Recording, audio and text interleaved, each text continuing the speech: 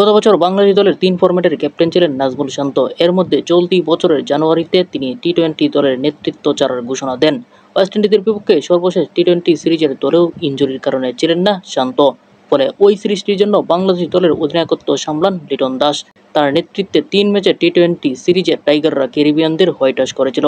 তবে সংক্ষিপ্ত সংস্করণের ক্রিকেটে বাংলাদেশের স্থায়ী অধিনায়ক কে হবেন সেই প্রশ্নে এখনও মীমাংসা হয়নি। নতুন করে টাইগারদের টি-20 নেতৃত্ব নিয়ে আলোচনা চলছে।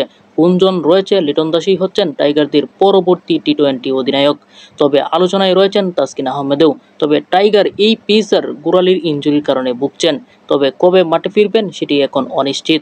এদিকে আঙ্গুলের চোটে ভুগছেন লিটনও। তবে বিসিবির মেডিকেল বিভাগ আশা করছেন আসন্ন আরব আমিরাতের বিপক্ষে সিরিজের আগেই ফিট হয়ে উঠবেন লিটন। এছাড়া লিটন তাসকিনের সঙ্গে তাওহিদ হৃদয়ের নামটিও ছিল সম্ভাব্য অধিনায়কের তালিকায়। তবে ডিপিএলে একাধিক অনাকাঙ্ক্ষিত ঘটনার জন্ম দেওয়া তরুণ এই ব্যাটারের প্রতি সেই ইতিবাচক দৃষ্টিভঙ্গি বজায় থাকা নিয়ে প্রশ্ন রয়েছে। সবকিছু ঠিক থাকলে সম্ভবত লিটনই হতে যাচ্ছেন বাংলাদেশের নতুন টি-20 অধিনায়ক।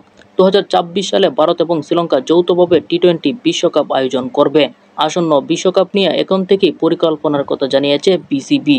সেজন্য দেশের ক্রিকেটের অভিভাবক সংস্থাটি টি-20 ফরম্যাটটির অধিনায়ক ও কারা বিবেচনায় আছেন সেসব ক্রিকেটার এখন থেকেই পরিকল্পনার মধ্যে রাখতে চায়। পরিকল্পনা বাস্তবায়নে ক্রিকেটারদের উপর বাড়তি নজর দিচ্ছে বোর্ড। অন্যদিকে আগে থেকেই কথা ছিল মে মাসে বাংলাদেশ ও পাকিস্তানের ওয়ানডে সিরিজ খেলবে। তবে 2026 সালে টি-20 বিশ্বকাপকে সামনে রেখে দুই দল রাজি হয়েছে টি-20 সিরিজ আয়োজনের। পাকিস্তানের মাটিতে আগামী 25 মে থেকে শুরু হবে এই সিরিজটি।